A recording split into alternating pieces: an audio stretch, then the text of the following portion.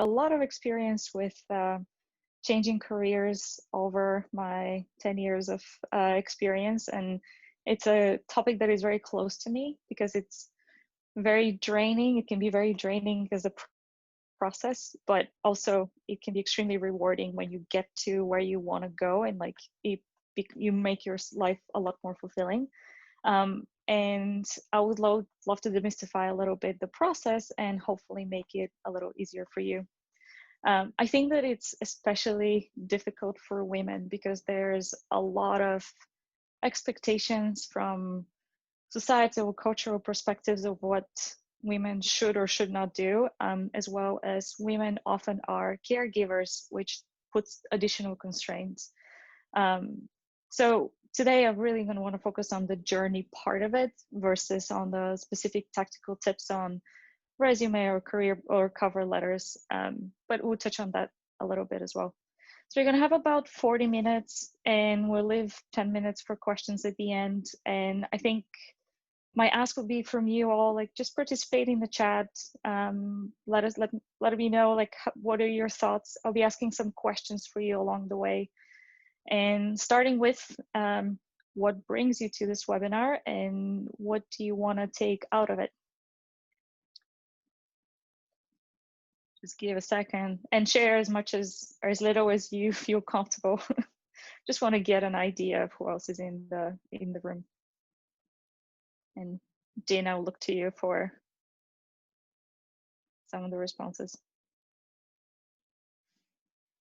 Sure, I'll start. Wendy's name. I've been in healthcare nonprofits the last 10 years. And looking to get advice and support in terms of next career option. Amazing. Anything else from the chat? We also have Amber, who's saying she wants general advice on managing career transition during this pandemic.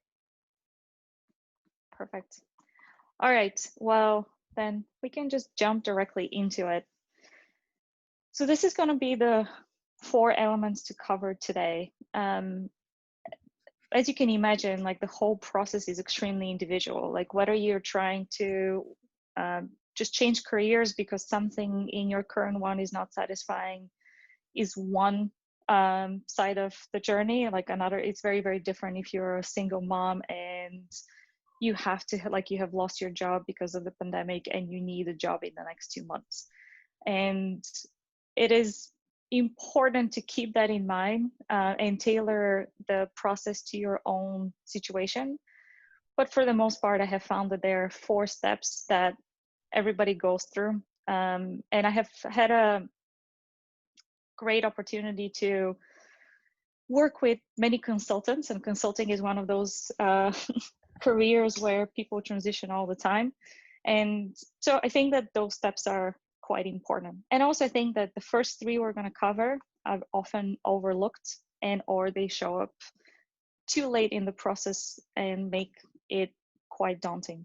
So starting from the first one, making the decision, we're going to touch a little bit on what is a good and what is a bad reason to want a career transition. And the importance of this step is that if you do this for the quote unquote wrong reason, you very likely will find yourself either in a similar situation to what you are in right now, or like a year down the road, or you're going to start looking for another career yet again in some time.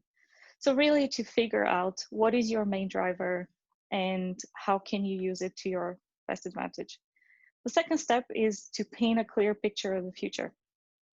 This one also, I think a lot of people avoid just because it's very difficult. It's sometimes very hard to imagine what exactly you're going to do, especially if you're transitioning to something that is very different from what you're doing.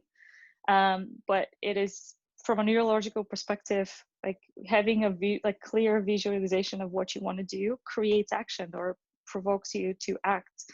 So nothing better as a motivator than knowing what you want at the end and really going for it. Then the third one addressing what is in the way is think of like all the things that are going to come up, like your fears, your doubts, your thoughts that you're not enough, pressure, overwhelm, so on and so forth. And preparing for those and like identifying them, recognizing them, knowing how to notice them can help you tremendously if you do it when you're not under all the pressure of your most important interview. So also spending some time and investing some time in advance to really plan for how to put your best foot forward when you get to like your interview phase. And last but not least, structure, making it happen. I'll break this into a couple points. One is using your support structures. People forget that you don't have to do this alone, and there's so many resources and so many structures that you can tap into that can help you along the way. So we're going to touch a little bit on those. And finally, where I think most career changers and job seekers spend 90% of their time is making a plan. So that's your resume, cover letter, networking, and interview preparation. So we'll touch on those, but again, I think if the first three are covered, that really positions you much further and much better to handle the fourth one. So just want to get a temperature check and see how are these elements resonating and which one do you think is going to be most challenging for you? And again, either go off mute or add to the chat, just any reactions.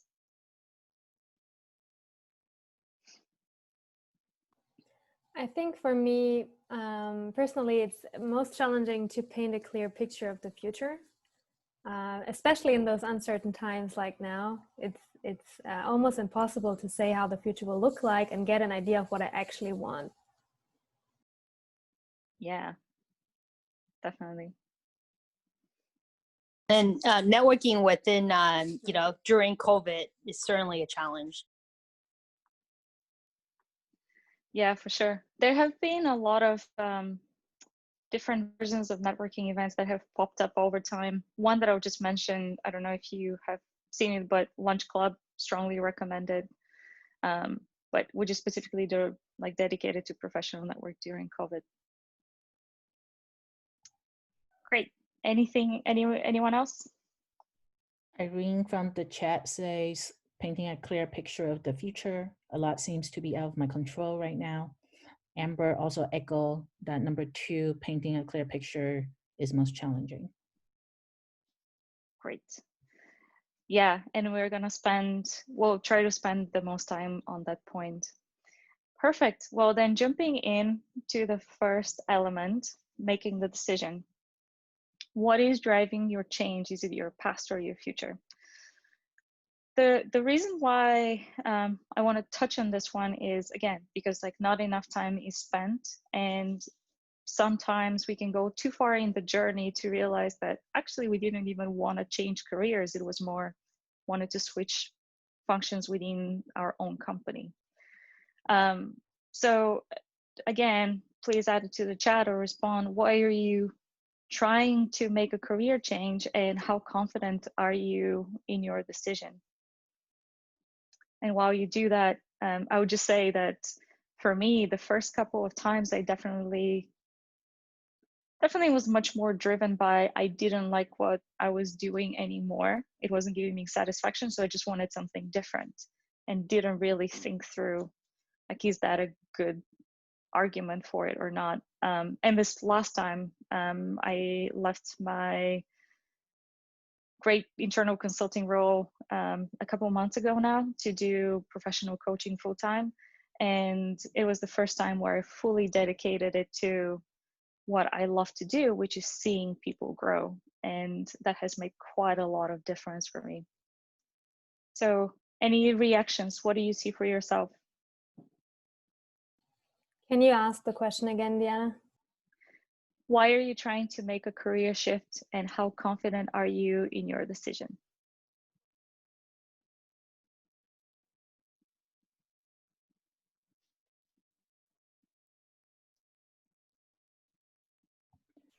Welcome to unmute yourself, or if you feel more comfortable, type in chat.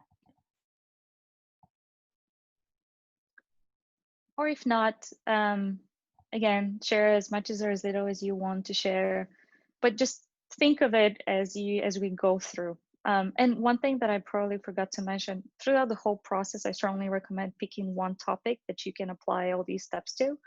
And I think that realistically, it also applies to other decisions in your life. It doesn't have to be a career change. So just have one thing in mind, and as we go, try to answer the questions for yourself. So for making the decision, the first step of like approaching this question for me is really, how do you know that the decision you've made is right for you? So I think that there is a piece of it, which is think about like when you have made a decision that you're sure in, how does that manifest for you? So do you feel more relaxed? Is it that you sleep better? Is it that you're excited about it? Is that something that manifests in your body? Like you're more like your shoulders are down, you breathe lighter, whatever it may be. Having the awareness of that, what that looks like for you, will definitely help with, as you're going through the searching process, to recognize, are you on the right track or not? And that's one was going to apply also to the visualization piece of it too. And then going into what I had mentioned before, the good and the bad reasons to leave. Objectively, there's no right or wrong reason. There are just some that are more motivational versus others. So some of the ones that I have heard from either teammates or past colleagues are, I hate my job and that's therefore I need to leave the company. My boss is micromanaging me, I need to leave. I'm not getting promoted, I need to go somewhere else. And those I kind of put into the not great motivator category because it's purely based on the past. It's a reaction to a situation. So it feels like it's something that is happening to you and you're less in control of it. And on the good side of it is, I love problem solving. I want to find a job that has more of that. Or I want to be fulfilled, and social impact is something that I really care about. And I want to seize the moment, especially that's a topic that is coming up more with everything else that's going on right now. And I want to find a career that allows me to have that. And finally, like if your life situation has changed and now you have kids or you need to take care of someone, it is a really good reason to say, I want to have a different work-life balance and my priorities have changed and I want to find a career that allows me to have that space for my personal life. So working 80 hours a week is no longer an option.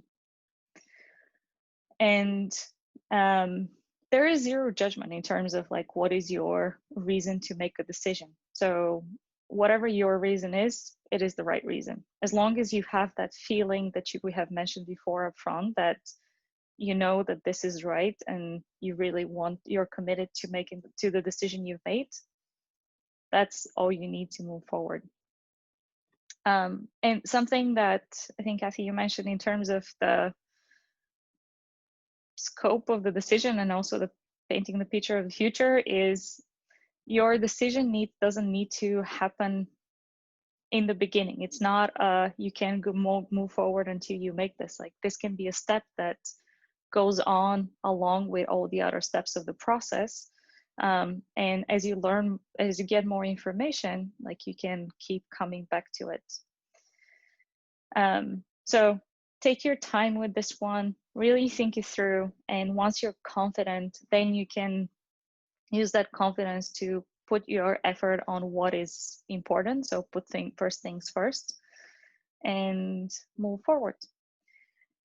And one last thing that I would say, like from my experience, is like in this past job, when I was leaving, I thought that like I can't do these things in parallel. I can't both do my job as well as search for what I want to do, or I can't do my job and build something on the side. I found that that's true for me. However, it doesn't have to be. Like there are people who know how to downsize what they're currently doing and start exploring with part of their time. So that is something to have in your back pocket. So I'll take a pause here. Any reactions, questions, like how are you thinking about your reasoning? In the chat, Karina say, personal development is an important driver for me, learning something new and take over new responsibilities. And then Wendy say, how to best network during COVID to get to the next role, because she's trying to get to the next milestone in her career. And specifically, how can she position herself with executive recruiters?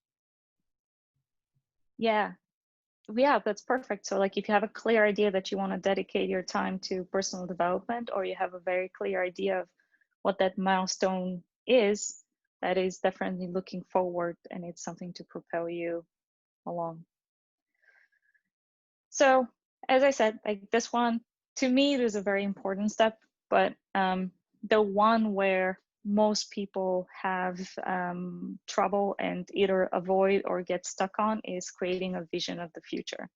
And the favorite question that comes up in every interview, like, where do you see yourself in 1 year, 3 years, and 5 years? And this one is particularly difficult, as you pointed out, during the pandemic, because uncertainty is just the new norm. So my favorite framing of the new norm is that there is no normal, and it just becomes part of the reality of the job search and career search, that you just have to accept that there is no clarity, and that's okay, and that nothing is forever, and it can go whatever way it can go. So a quick question is, how clear is your idea of what you want to do? Just if you want to add into the chat.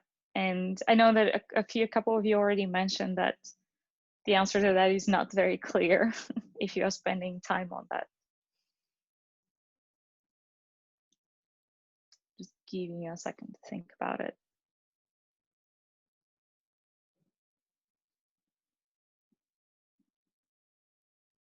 Anyone feel particularly clear on what they want to do with their future career?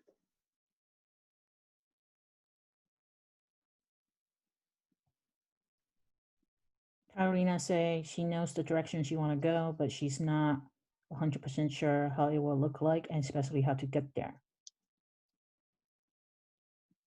Perfect.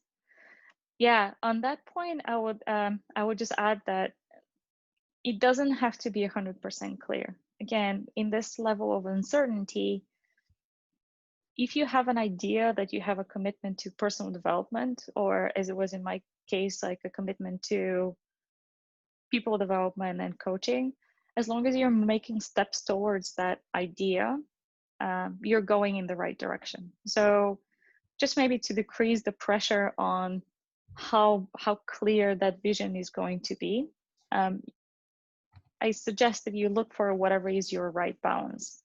So if the vision that you have for the future is something that propels you forward and causes you to be like, yes, I want to go in that direction, that's enough. But if your vision of the future is, I want to work in corporate, you might want to dig deeper, because that may not be enough of a direction for you to create some emotional connection.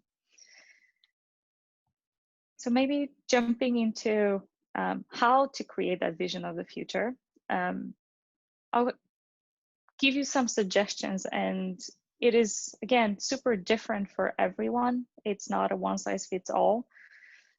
So it will be a lot of questions that you can ponder on, and some of them are going to resonate and some not. So just think of, what do you see for yourself? It doesn't have to be in all of them. Where I'll start is, I'm sure you've all heard the Steve Jobs quote that you can only connect the dots going backwards and not forward.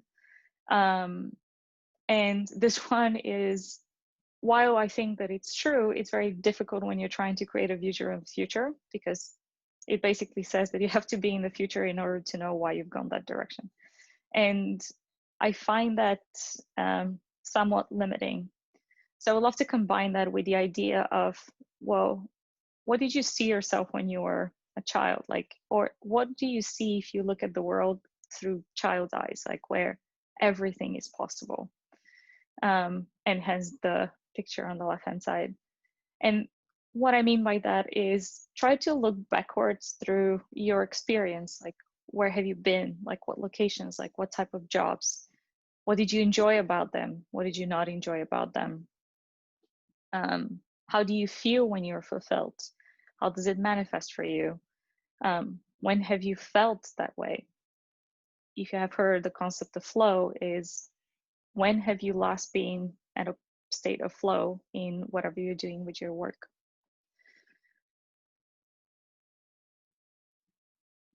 So I would, again, like as I mentioned, like a few of the questions that a few of the places where you can look at are hobbies, work, free time. You're not necessarily going to find your answer in terms of, well, here's where I went to school, therefore I like A, B, or C, or I studied to be a doctor, but now I realize that I want to do something very different, which is write a book. Like, so think of like what that can look like for you. Where do you see yourself? What country are you in? Like what city? Are you moving to Seattle? Do you work at home? Are you in the office? Do you see yourself taking care of a family or kids? Or is it something where it's mostly you? And also, are you in a team or are you an individual contributor? Like, do you see yourself going to a large office building on New York, or do you want to be in a startup with 5 people that has an office on the beach? Those are just some of the places to come from, which build on the other places, which are what you have thought of, I'm sure, like in terms of, well, here's what I've been doing so far. So natural sequence is A, B, or C. Just checking in. How are you feeling about your vision right now?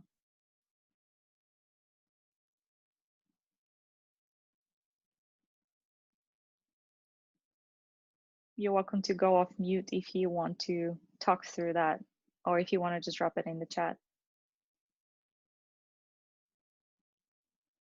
I feel pretty comfortable with my vision and some of the goals and milestones that I would need to hit within the next 5, 10 to say, so and so years.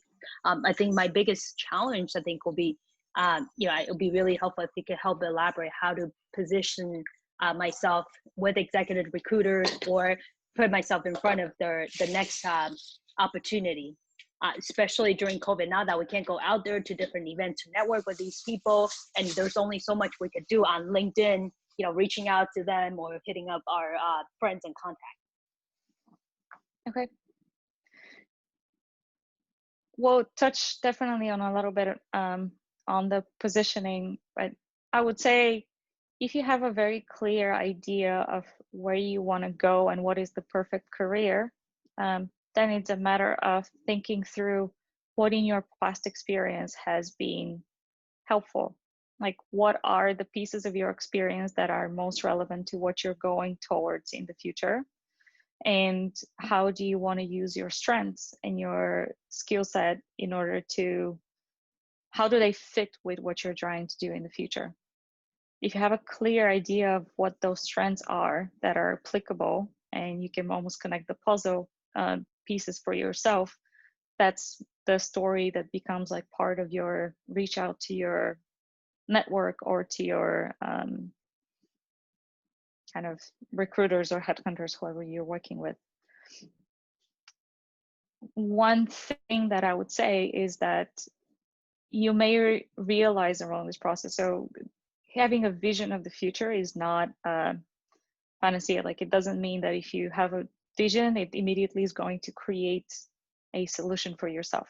Like, it just means that it gives you a direction. What you may find is that because of everything that's going on with COVID, or because of other factors, money constraints, whatever it may be, your vision may not be immediately achievable.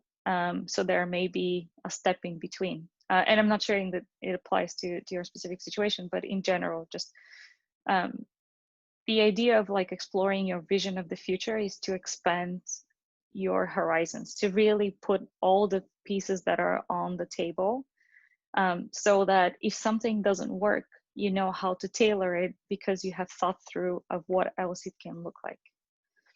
And to that, like, I would urge you to think about, and if you weren't afraid, like what would your vision of the future look like? Or if you weren't doing that specific position that you have crafted for yourself, what would you be doing? Like, what else could it look like?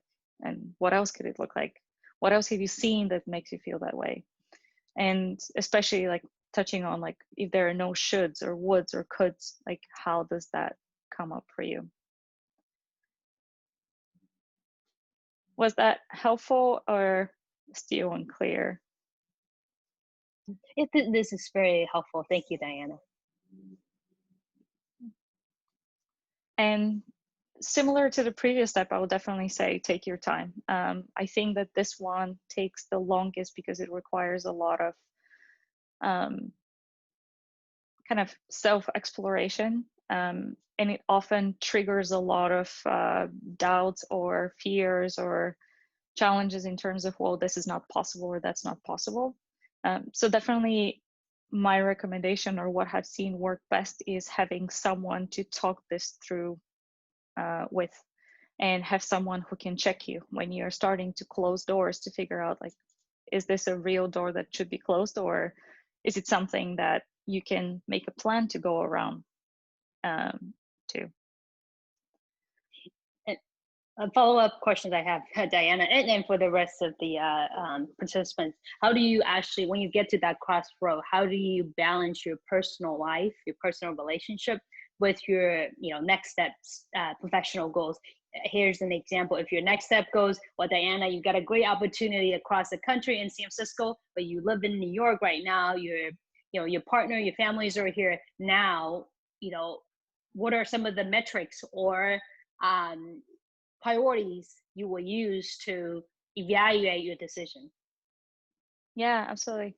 So that's where that first step and the second step, like spending time on them and really getting a clear answer, comes in for me. Because if you're very clear that having time for your family is a priority and you want it to be a big part of your life, and then like chasing a career which is 100-hour and a different location may not be what will give you like fulfillment or happiness.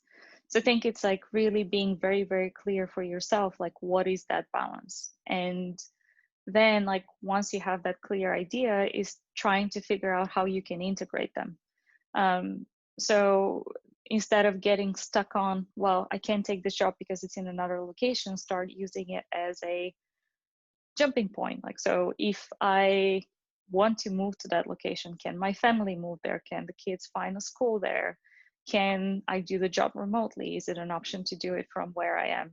Does the job offer 4-day-a-week option, so working part-time? So basically, like instead of thinking of it's either or, like it's either I'm committed to my family or I'm committed to my career, to start thinking of how those can be integrated and what are creative solutions that make this possible. So for anyone who has a very clear vision of what you're trying to do, it may be trying to be more creative and like really brainstorm around, well, how do I make it easier, and what are different ways of getting the pieces that I love into my experience if the perfect job and the perfect relationship with the company that provides it doesn't exist right now.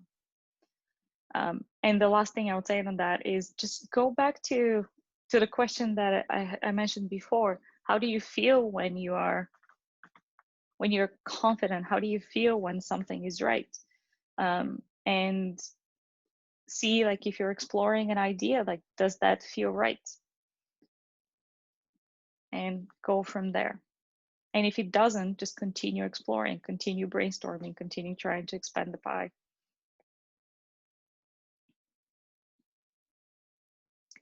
Any other comments, reactions?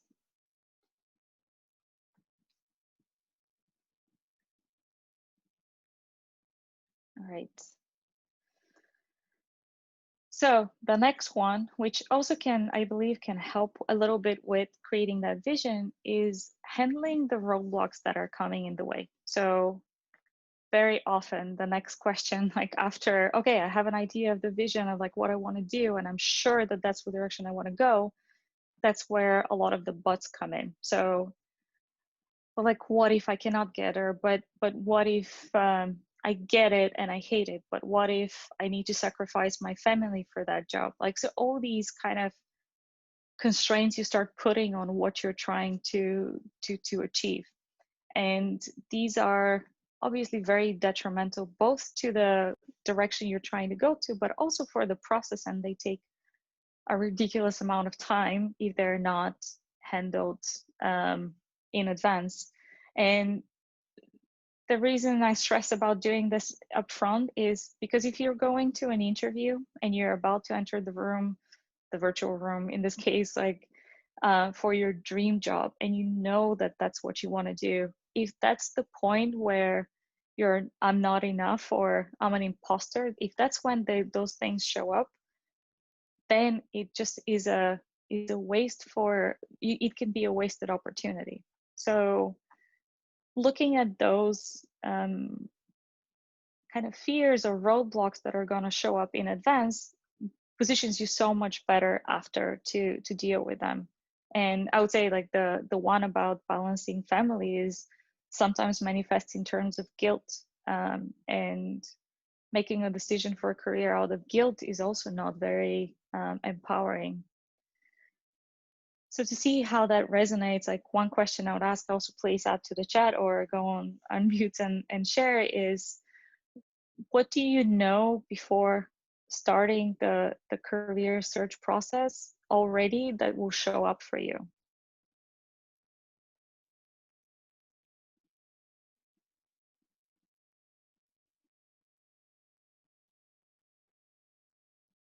Any takers, any reactions?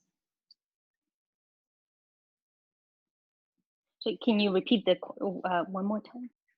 Sure. So, like, in terms of, like, as you go into the career search process, what are some of what do you already know that that's gonna be a roadblock for you in terms of your own support for yourself? Like, examples being fear, guilt, doubt, being not enough. And if none of those, that's amazing. Just are there some? I say certainly. I mean, other than so looking at everybody is different. In my example, I would look at very often people would look at my resume and they would see the zigzagging constant movement, right? So one of the questions that I would always have to address is, well, I understand that I moved around quite a bit, took on many, a few different jobs, 4 or 5 different jobs in the last 10 years. But every year, every time I say for 2 to 4 years, I move on to the next stage. And this is where the what potentially would have against me is I don't stay at an organization for very long. And I really try to communicate to them that, what I'm to highlight my strength is I'm good at coming in to build new programs, to build new initiatives, and to launch projects. And then generally, I move on to the next project at the next organization with the people that I've worked with in the past. But I still come across, I think, hurdles where I'm not sure people are fully convinced that I'm there to stay. So that's where where I find difficulty communicating that you might want to take a bet on this. So yeah. How would you communicate that, and how would you turn that into something that works for you? Yeah. So just the same way that we may have like some things that are holding us back, like definitely on the recruiter side, that also shows up. So it's great that you're already aware that that would be a question that is coming up. So then like some place to look is, what does an answer look like that really shows that you're authentic and genuine, and you really are there to make a commitment to that job. And if you're authentic and you can explain why this specific position is different than all the other ones, and that's where, and how you are committed to it for the longer haul or whatever it may be, the people on the other side need a good reason, and they need to see authenticity.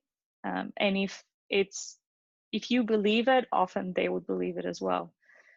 But at the end of the day, to me, it's about practice. Like if you have a good answer, it's a matter of testing it out with people who know you, people that don't know you, and seeing what will be their reaction. And the last thing I would say to that is, maybe you don't want to be committed to a specific job or a specific project, and at that point would be either an exploration of, are they okay if you're going to be there just for a year?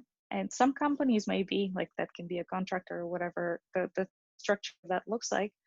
Or it can be a question of, well, if you don't want to be in a permanent position, then is there another place or another career that allows you to have that more project-based approach versus what you're looking for right now?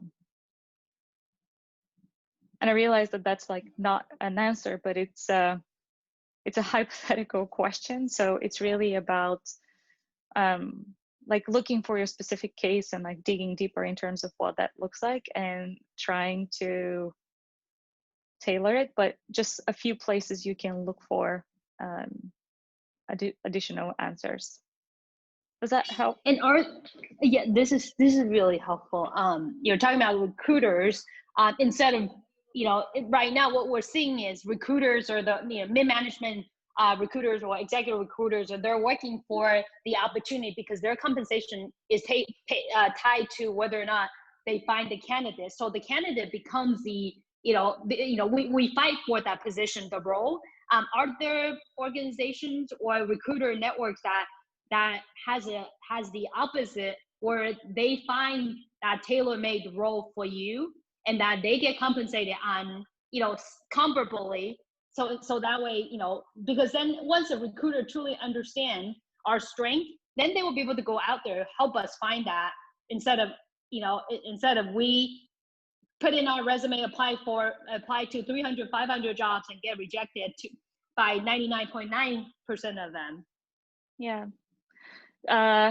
So that experience with recruiters is definitely resonates. And again, it varies by industry, but the two things I've heard is,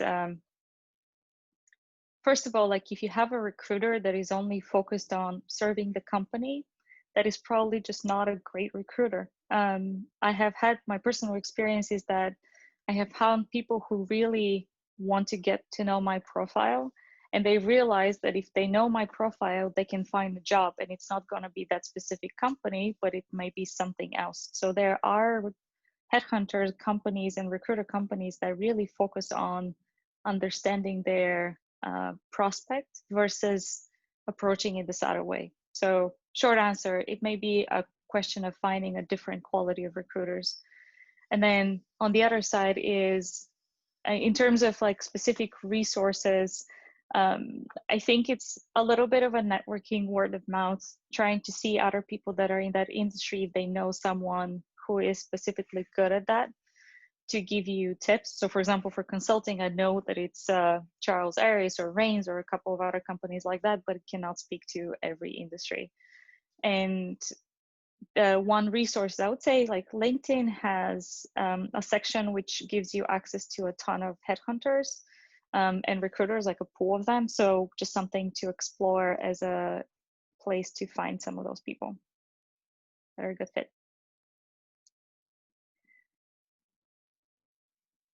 Right. So in the interest of time, I'll try to move forward. But in terms of roadblocks, just a quick overview of some of the limiting beliefs that show up. There is I shouldn't go in that direction. So my family won't approve. This is not a typical career. It's not a good enough prestige. These are some of those limiting, like roadblocks that you can tackle up front and really address before you get to the later on steps. Second one being, okay, if this is the direction and I'm okay with it, and I have taken all the not serving beliefs, then okay, well, what if I cannot get the job because you don't have the skills, or you're an imposter, you cannot find the right recruiters? Like that's the second area to explore. And if you don't have the skills, that usually means that you haven't looked in terms of the skills that you have and how they can be packaged to be applicable to the job you're looking at. Or it can be a question of, all right, if you don't have those skills, can you acquire them in some way? Like, can you take trainings? Can you volunteer somewhere in some way, shape, or form? So really trying to explore, if you don't have that mindset of, I don't have the skill, like how can you generate it? And lastly, if you can get the job, I can't accept it because it's not enough money, it is inconvenient, it doesn't provide me the security I need. And that's where, that is the step where all your, the reasoning for the decision as well as your vision of the future really come in. If you have had a clear vision and that's so important to you, if you get to that place, then your vision should remind you of why you got so far. The one huge caveat I'll put to that is there are limiting beliefs that are just beliefs and just survival mechanisms or defense mechanisms, however you want to call it. But there are some beliefs that are very valid. So if you have to have a job by the end of by the end of February, because otherwise you'll be kicked out of your apartment, then you better find a job by the end of February. So they're like thinking about what you want to do in your future is not what serves you best. So like all of those pieces need to be tailored to your specific situation, but eliminating the beliefs that are not necessary and they're not serving you. So definitely recognize that it may sound a little bit coming from an ideal situation of everything is aligned and you can take risks, but it's not. You can tailor it to whatever situation you are in currently. And last but not least, in terms of making a plan and making it happen, if you have dealt with everything else, the last point is creating the next steps or taking action. To me, the support structures is something that is critical. So really being aware of who can come in and who can help you through each of those steps. And not all support structures are equal. So just again, if you want to come off mute or if you want to add to the chat, what are some of the support structures that you really rely on during this process? Now, Jean, I'll look to you if there's any response to in the chat. For me personally, I think it's close friends who are in a similar position. And then I'm also working with a coach, and I used to work in HR. So I have a lot of people who come from that industry basically and could help me navigate through that process. Yeah, absolutely. Professional network, your close friends and colleagues that are going through something similar. Anyone else? Wendy also say friends. Yeah, definitely part of that. While if anyone else wants to jump in, I just want to tell you very briefly the story of that card on the left side. To me, like one of making the decision of leaving corporate and leaving a steady paycheck to do something that is extremely uncertain in a time which is uncertain by definition was very, like, it was terrifying, very exciting at the same time, but terrifying. And what finally made me feel so comfortable and so safe was this card that I got from my brother and my sister-in-law and my nephews, which basically said that whatever I want to do is the right thing to do, and that's all that matters. And for me, that was what I needed in that moment. It was not necessarily someone telling me like exactly where I have to go and who I need to speak with, but just having someone who's in my corner and says, as long as you're going in wherever direction you want to go, that's all that matters. So any other support structures apart from friends, peers, and professional network that have come up?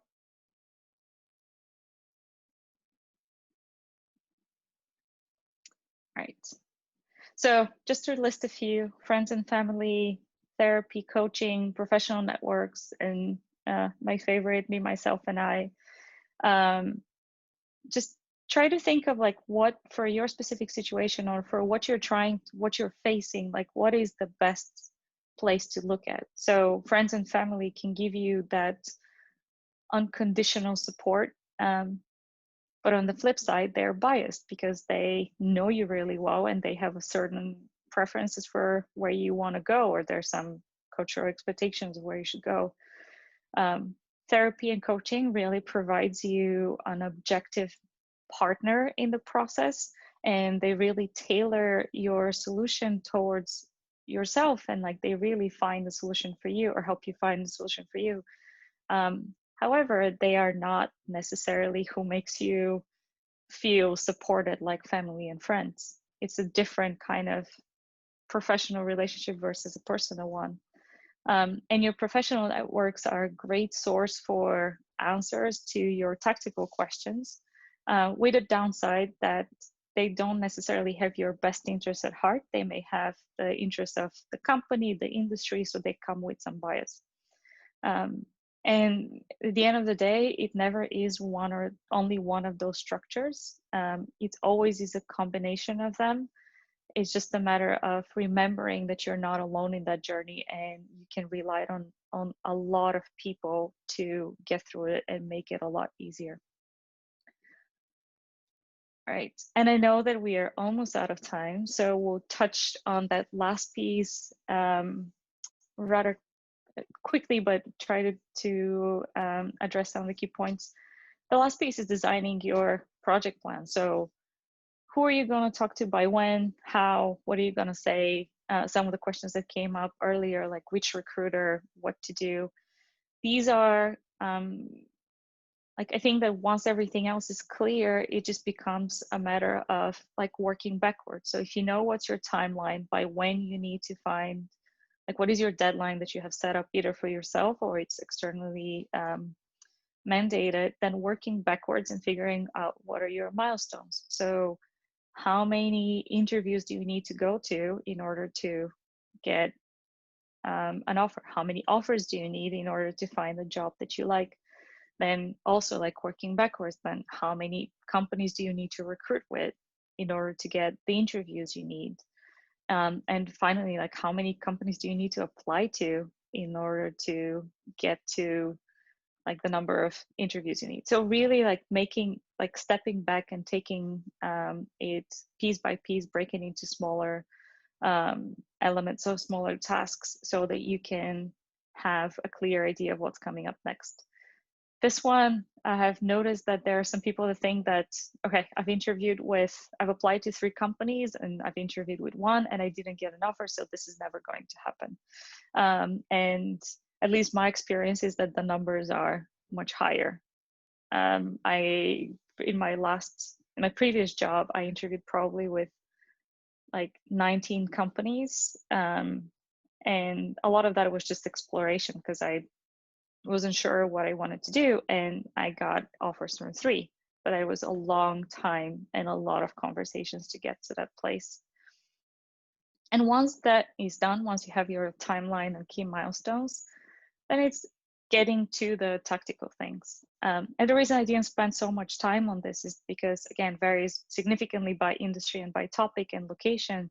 But also there's so many resources for that. LinkedIn is a great place even for the tactical pieces for each of those topics. And in the preparation is figuring out what companies you want to apply to, or what is the job description you're looking for if it's your own company, updating cover letter, resume, brand profile, tailoring your LinkedIn profile. There's a lot of tips and tricks in terms of how exactly do you tailor it so that you can get the most traction. Take those classes or courses that will show that you have the relevant skills. To the example earlier about recruiters questioning your commitment, preparing that answer and weaving it into your profile, into your resume, in your cover letter, so that you almost preemptively answer it, so that that doesn't come up later on in the process and you don't get weeded out for the wrong reason. The next part, networking. it is a matter of reaching out, using your broader network, really trying to tap into all your resources. There's, as I mentioned, like Lunch Club, a great way to network right now, but there's other organizations that are popping up for each of your industries. Another one that I strongly would recommend is that I really enjoy is Elevate Network, which is a professional network for women in corporate. It started as women in banking and then expanded quite a bit, but very one that I found very helpful. And last but not least, for your interview, just practice. Get your feedback, test it again, go in and bring your best foot forward. I know that I rushed a little bit through those last pieces just because we have very little time, but as you can see, there's like a ton of elements in every part of these steps. So it's not something you do in an hour. It's something that you deep dive separately, and I'm very happy to speak with anyone after if there's any specific topic that you want to touch on.